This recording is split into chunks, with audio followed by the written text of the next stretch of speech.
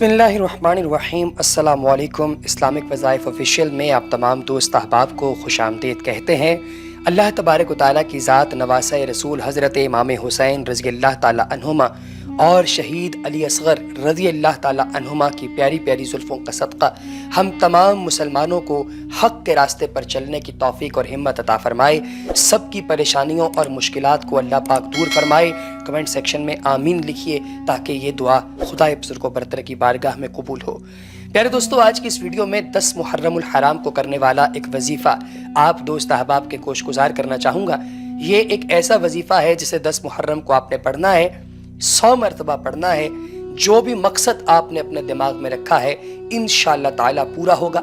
नसीब बदल देने वाला ये दिन है और जो शख्स इससे फ़ायदा उठा लेगा इंशाअल्लाह ताला वो शख्स बहुत ही ज़्यादा फ़ायदे के अंदर रहेगा, और जो इससे दूर रहेगा शायद वो घाटे का सौदा कर रहा हो।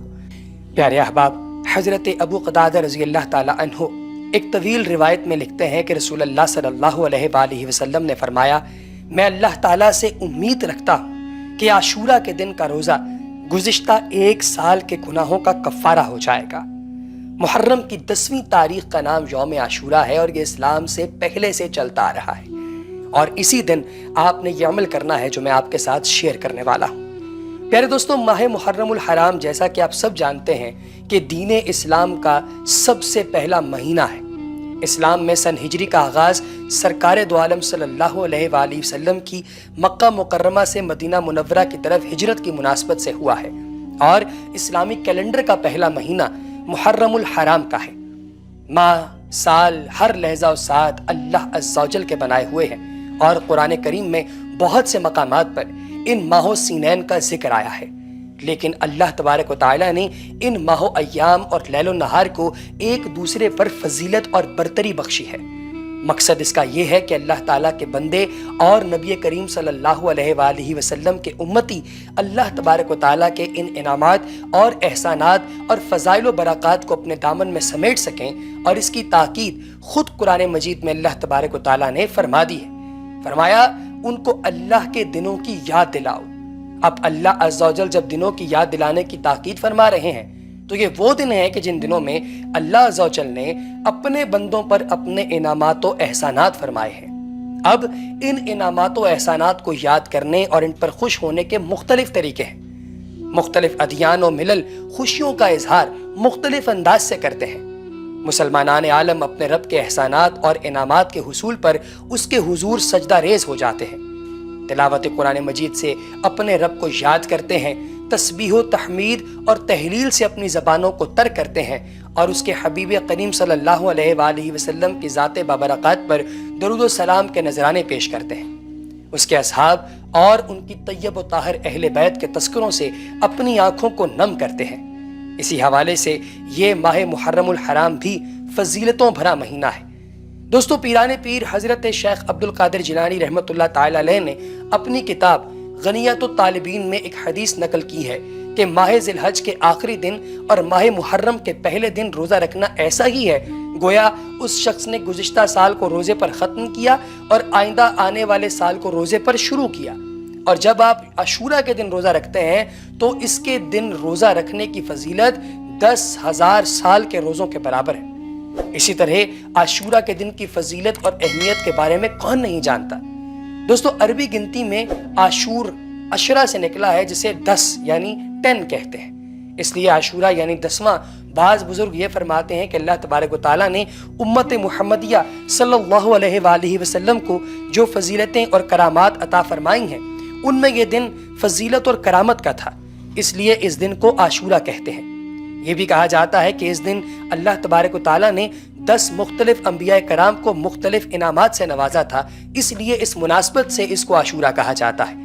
हज़रत अब्दुल्लाह इब्न अब्बास रज़ी अल्लाह ताला अन्हु रिवायत करते हैं कि जब अल्लाह के नबी हज़रत मुहम्मद मुस्तफ़ा सल्लल्लाहु अलैहि वसल्लम मदीना मुनव्वरा तशरीफ़ लाए तो मदीना के यहूदियों को आशूरा के दिन रोज़ेदार पाया।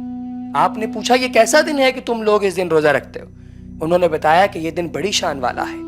फ़िरौन से निजात पर हज़रत मूसा ने बतौर तशक्कुर इस दिन रोज़ा रखा, तो हम भी इस दिन रोज़ा रखते हैं। इसके बाद सरकार दो आलम सल्लल्लाहु अलैहि वसल्लम ने इरशाद फरमाया کہ موسیٰ کا ہمارے ساتھ تعلق تمہاری نسبت زیادہ ہے، ہم زیادہ حق رکھتے ہیں، تو سرکار نے خود بھی روزہ رکھا اور اس دن دوسروں کو بھی روزہ رکھنے کا حکم دیا۔ ماہ محرم الحرام کے اندر روزہ رکھنے کی فضیلت بہت سی احادیث میں وارد ہوئی ہے، اور اللہ کے رسول صلی اللہ علیہ وآلہ وسلم نے ارشاد فرمایا ہے کہ رمضان کے مہینے کے روزوں کے بعد ماہ محرم الحرام کا روزہ بڑی فضیلت والا ہے۔ تو چلیے دوستو، اب میں آپ کو بتاتا ہوں وہ وظیفہ جو آپ لوگوں نے ماہ محرم کی 10 تاریخ یعنی یوم عاشورہ کو کرنا ہے۔ ہر حاجت کو پورا کرنے کا یہ وظیفہ ہے۔ کرنا آپ نے کچھ یوں ہے کہ آپ نے 7 مرتبہ یا پھر 11 مرتبہ درود ابراہیمی کی تلاوت کرنی ہے 10 محرم الحرام کو، کسی بھی دن کے آپ کر سکتے ہیں۔ بسم اللہ الرحمن الرحیم، اللہم صلی علی سیدنا و مولانا محمد وعلی آل محمد کما صلیت علی ابراہیم وعلی آل ابراہیم انک حمید مجید، اللہم بارک علی محمد وعلی آل محمد کما بارکت علی ابراہیم وعلی آل ابراہیم انک حمید مجید۔ پھر اس کے بعد آپ نے 100 مرتبہ آپ نے پڑھنا ہے بسم اللہ الرحمن الرحیم، لا الہ الا اللہ الملک الحق المبین۔